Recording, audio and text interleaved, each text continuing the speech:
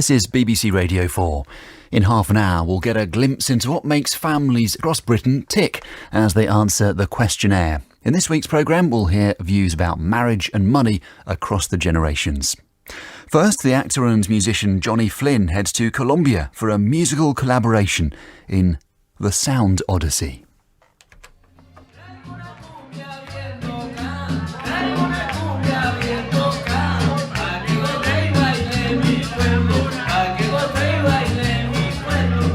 I'm really excited to have this experience because I've just listened to this music in headphones. I've definitely never been to Cumbia, definitely never been in a club where it's been played live.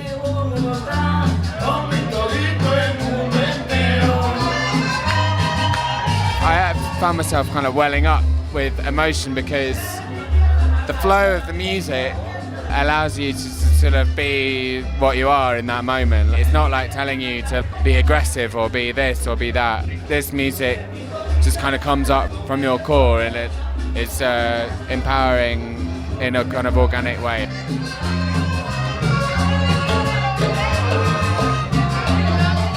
The sounds of Carmelo Torres, the Colombian accordion legend of Cumbia, playing live at the Boogaloo Club in Bogota.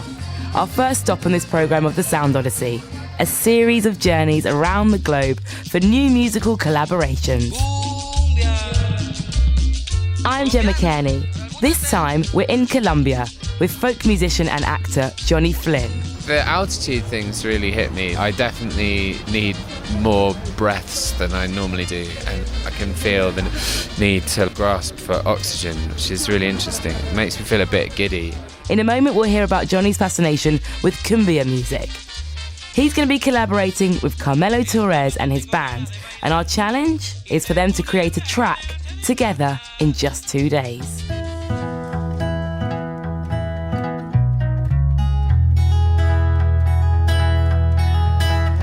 Will you search through the lonely earth for me? Climb through the briar and bramble. I'll be your treasure. I love folk music and I love traditional music, and I grew up listening to a lot of it, and you know there's these sort of song collectors and singers through the history of folk music that are my absolute heroes, people like Shirley Collins, and it's about culture and place and landscape, and that's really what I'm interested in, and that's why Cumbia is so interesting to me, because it's like a set of stories belonging to different groups of people that were often separated by unpassable pieces of land, and so these traditions and cultures have grown up in isolation, whether they're culturally because they're, you know, they belong to like indigenous Amazonians in the rainforest, or they come from Africa via slaves that were brought over and to work on plantations on the Caribbean coast. Those rhythms and the instruments used and the way Cumbia stories are represented in song and in melody and stuff, it really spoke to my soul. Oye Melena, yo recuerdo esa mañana que me dijiste negro yo te quiero. Oye Melena, yo recuerdo esa mañana que me dijiste negro yo te quiero. Pero yo también desconfiaba que tu cariño es traicionero. Pero yo también desconfiaba. Cumbia, there's a lot of rhythms that come from the Caribbean coast to the Montes de Maria, that are like small mountains close to Cartagena. Diego Gomez is our guide here in Bogota, and also the founder of Corona Records, who produce and promote Colombian roots music.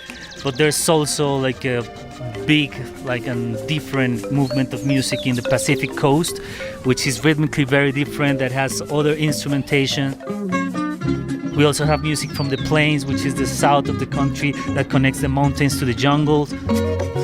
We also have Andean music that is more close to the music that is made up in the high parts of the Andes Mountains throughout Latin America.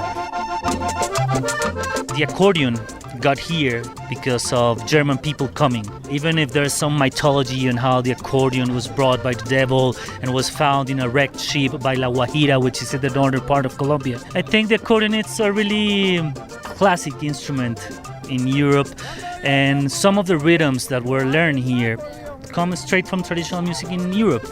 And the connection of those rhythms with Africa with the African people that came from slavery that was massive through the port of Cartagena in the Caribbean coast of Colombia, and the connection with the indigenous tribes that are more than 100 here in Colombia created a blend of sounds that is just massive.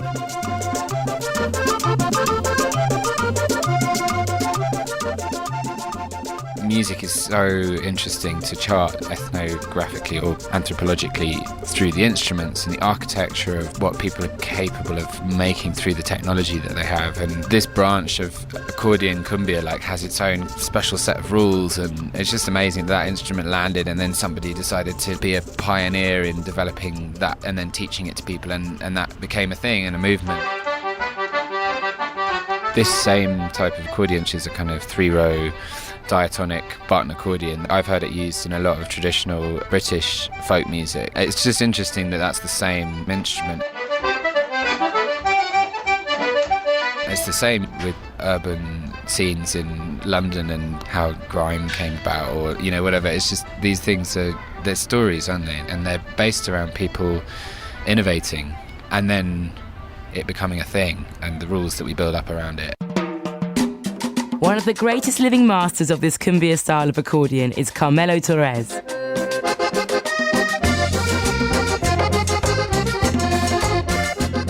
Well, Carmelo Torres is just one of the very last examples of sabanero style of accordion playing. Mario Galliano from Colombian band Onda Tropica has worked with Carmelo. He was teacher under the wing of Landero. Carmelo has a style of playing that sadly it has kind of evaporated from the popular ways of playing accordion, because vallenato, which is this other more commercial style, took over and it overshadowed the whole of the sabanero style of playing, which involved cumbia in accordion. So it's basically, I would say, the one of the very last examples of how this was played in accordion. And it's a great honor to play with him. I have also a band which is called Carmelo Torres and Los Toscos, which is Carmelo, and we a whole bunch of really noisy playing in the background. I play the guacharaca with Carmelo. So it's a great experience to, be able to play with these legends of Colombian music, which sadly it's really on the decline.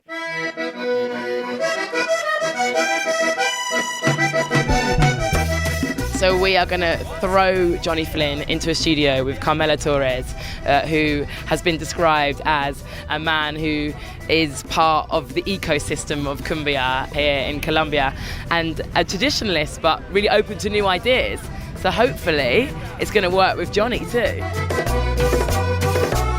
The song that he's suggested for us to look at of his is called Tierra de Poetas, which means land of the poets, which is really beautiful, and he played it last night, and it's really moving. It's like a shout out to all the great, advocates of this music and this poetry in the region. And then we are bringing our land of poets to that. So I've got these really ancient old books of British ballads and folk ballads, but they don't have melodies. They're just beautiful words that have been collected a few hundred years ago. Some of them are dated to 1400. Somehow it fitted in the tone of that song, so we thought to bring something very specific to collaborate with would be quite a good thing. It shows the two cultures working together, and then to find a melodic way for them to fit is the kind of question. But we were playing around with it today and singing it over the top of his song, and it sounded really nice, so we'll see. That's too low, I think. Me? No, I mean both were. She's sat down below a thorn, and there she has a sweet babe born. Smile not so sweet, my bunny babe, and you smile so sweet, you'll smile me day. We really aim to build a dialogue with other cultures. And I think the purpose that present to us Johnny was really appropriate. Lucia Ibanez is Carmelo Torres' manager. I asked her if she thought the collaboration would work. They brought their traditional music or their music, their folk music, to make a dialogue with ours. So I think it's really appropriate. It's really a challenge because these people of the group really started to read at the age of 50 maybe.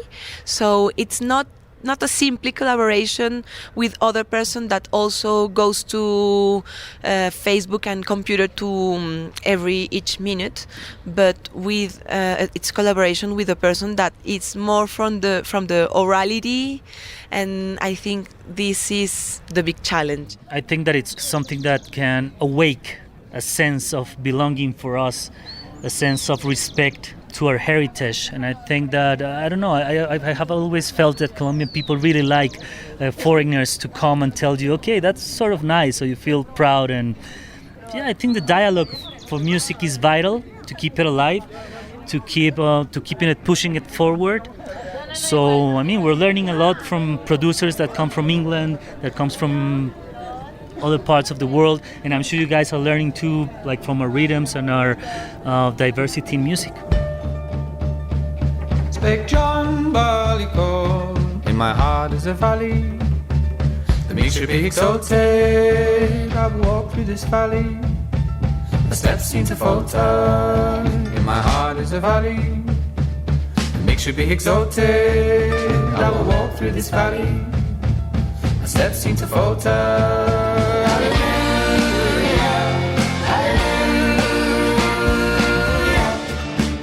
I think Johnny has like a really nice connection to folk music from Ireland and the British like traditional folk music. So I think that sort of sensitivity is what connects us as human beings, and I'm sure Carmelo will understand that, and we will come out with something that it's nice for you guys, and that's also enjoyable for the people here in Colombia.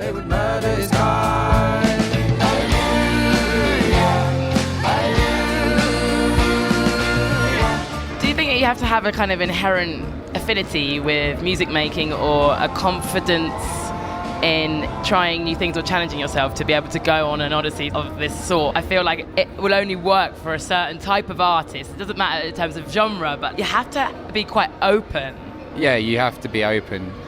And parts of what I am and what I do and what my history is as a musician is about just turning up with my fiddle and jamming with some people when I'm a bit drunk, and I know from those experiences that can happen. Like with me, I don't know like within this culture, but I hope, and from watching them play last night, you get a sense that they'd be open to that too. Their faces and their spirit kind of tells you that. And the people that you meet here, you know, they're really open and they want to know, you know, they want to meet you, they want to show you what they're about. And I don't know what will happen, I don't know how it will work, and that's the exciting thing about this whole enterprise.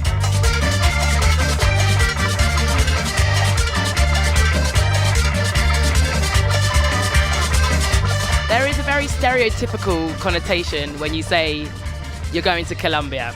A lot of people think about the drug trade in Colombia, they think about the frenetic energy of South America, where it is geographically. It's at the top of South America, it's near the Caribbean. So a lot of people might expect Colombia to be boiling hot, and if you go down the mountain, you'll find that. But we're not in the tropics, we are amongst clouds. We flew in via a storm, which sums it up perfectly. How does the changeable weather, the mixture of culture, and the really excitable energy, how does that shape music?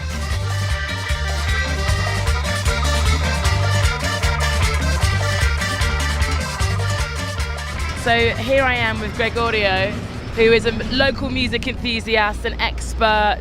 He's a journalist, he's run a record label, he spent time living in Mexico, and now he's back in Bogota. You love this city, right? We found ourselves here in a very particular and iconic place in the city. This is the Mercado La Perseverancia. It's up in the international center. So tell me what people are eating. What is this? Sancocho is a very I would dare to say that is the most Colombian dish ever, which is a stock. It can be made of chicken, it can be made of red meat, it can be made of fish. But then you put in different types of potatoes. You get yuca, it's mandioca, and lots of local ingredients mixed up inside of this soup.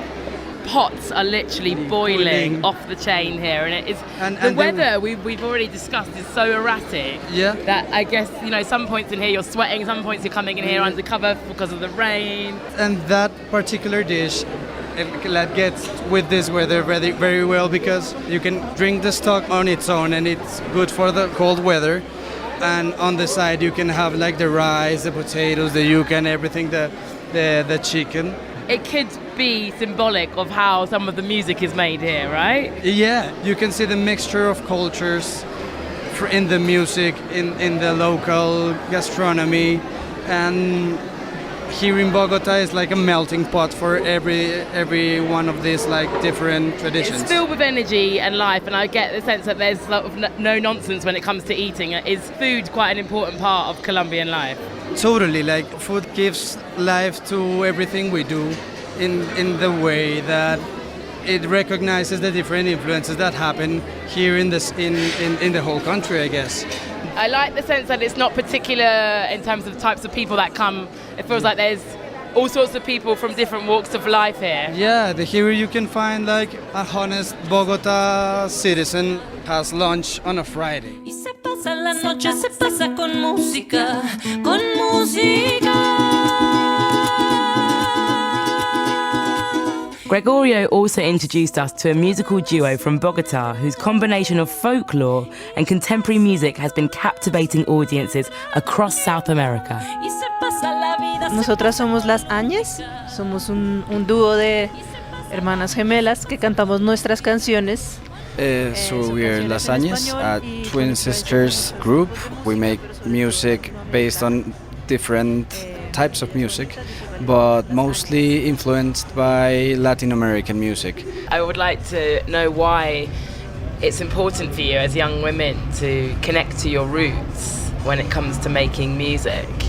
Conectarnos con las raíces de la música de la región en la que vivimos. For us, it is almost natural to discover our own roots. It was what our father used to play in the house. So in a way, it's very organic. It's very organic, and we feel like Bogota is our home, and we're making music that represents this feeling in a way. Where do you think Bogota is at in terms of the music scene at the moment? How would you describe it? Es una locura porque es una mezcla de mucha música. Bogota is madness.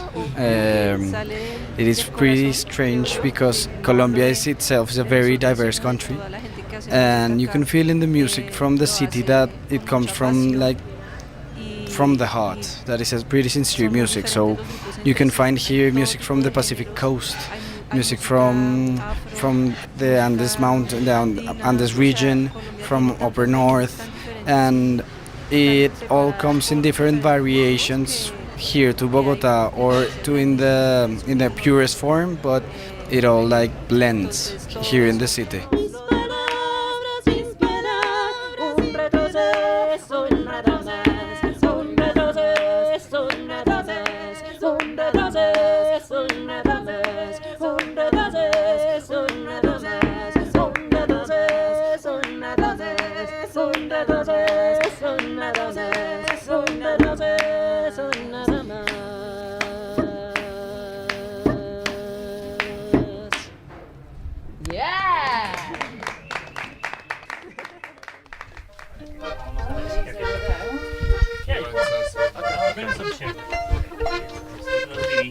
The nervous energy in the air on this Sunday mid-morning is palpable. There's a real excitement, but at the same time no one really knows what's going to happen. Carmelo Torres and the band just met Johnny and his collaborator Holly for the first time in this quite small but really atmospheric studio.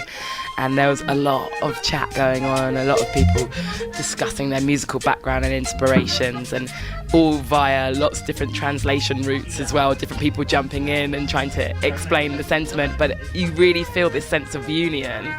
Johnny's just jumping straight in, he's got his violin out. I want to ask Carmelo a bit about how he learnt the accordion and how that became part of his interpretation of Cumbia and the history of the accordion in Cumbia, and how he understands that in the context of the music generally? Bueno, yo comencé el acordeón desde edad muy temprana, a los 18 años comencé a... Cumbia was always something that was like very present because his dad was a Cumbia musician, but he played the gaita. Okay. So he actually started learning when he was 12, but like performing with groups at 18. Okay.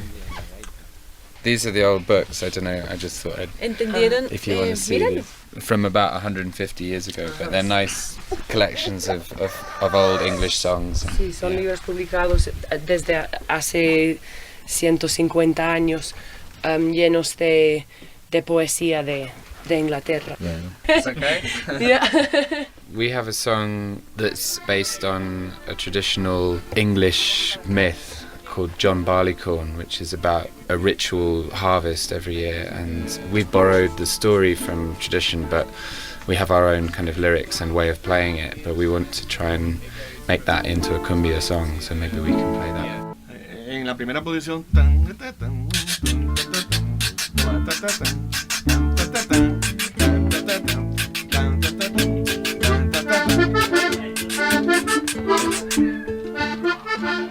So though it's really exhilarating to be a witness in this creative process, it's really interesting because you see the challenges that you may come across with a short amount of time, and also the difference in musical genre.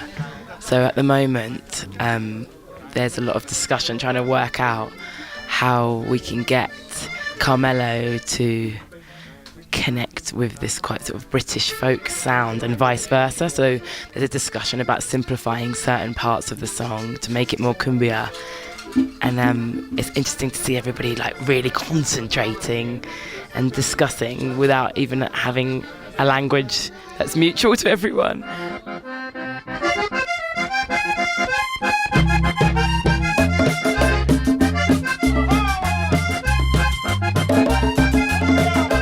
Carmelo, I'm interested to know what you think of this mad idea that you are experiencing today. What did you think when we first reached out and said, do you want to like get in the studio with a British artist? No, a mí siempre me ha gustado innovar. Okay, Carmelo, he's always willing to innovate. So he was really pleased and happy to be invited to play with Johnny and create something together. And what do you guys think so far of the process? Is it difficult having the barrier of language, or is that an exciting challenge? No, yo pienso que la música es un lenguaje universal. So Orlando says that music is an universal language. So even if they don't understand the lyrics, sometimes they get connected by the melody and the vibe. And he's explaining that when he listens to music from other countries, he sort of enjoys it very much too. So he's feeling comfortable with the process.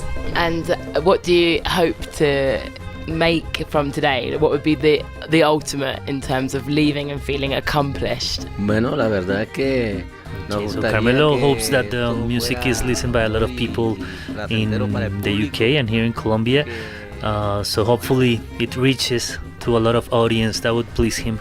And what do you think about Johnny's fascination with cumbia music? Como te dije anteriormente, Carmelo is really proud that people from all over the world and people like Johnny is really interested in cumbia.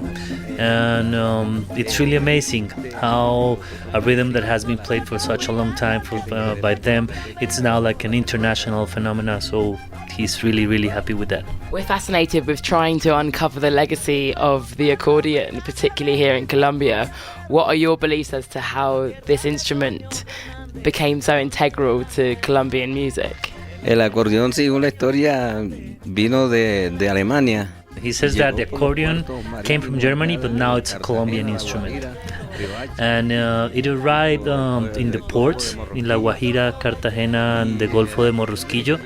And it was really well received by farmers and people in the fields because it had a very specific and a special sound, and it just naturally became part of the Colombian tradition. Why is it important to you as somebody that's been a musician for so long to keep on innovating? Seguir innovando. No, he's always liked to innovate and do new arrangement and sort of taking risks in his craft and art to make new things in music. británica y la música nosotros, la música cumbia de Colombia. So he hopes that this is the first of many collaborations between British artists and Colombian musicians.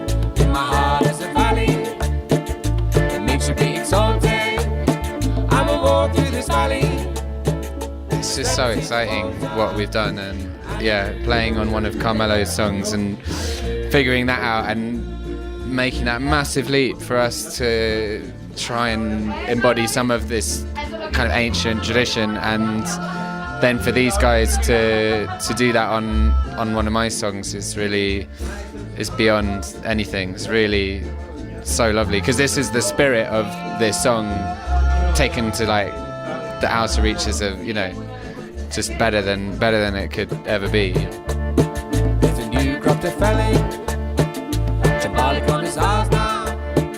Do you think that there will ever be an opportunity for this to come alive on stage? Oh, that would be a dream. If these guys were touring in the UK or Europe or whatever, I'd travel thousands of miles to be in the same place as them, and I'll go away from this and kind of dream about doing more of this, because it's such an incredible experience. Their groove together as a band is something you can't get anywhere else. You can't, like, it's so different from anything we have as well in the UK, and yeah, it's so exciting to be in there and to be all doing that together.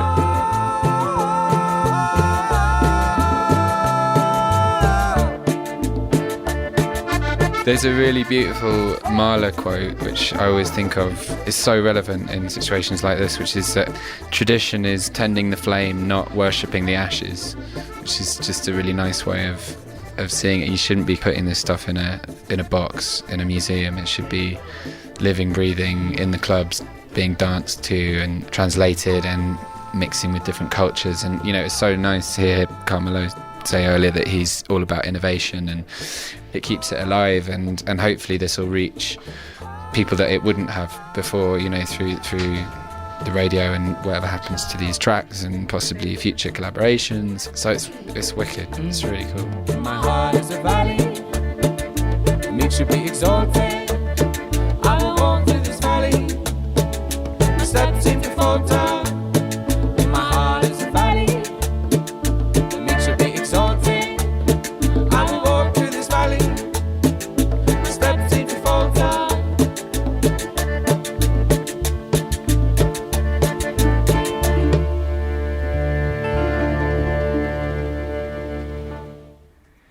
The Sound Odyssey is a BBC Six Music production for Radio 4, presented by Gemma Cairney and produced by Jax Coombs.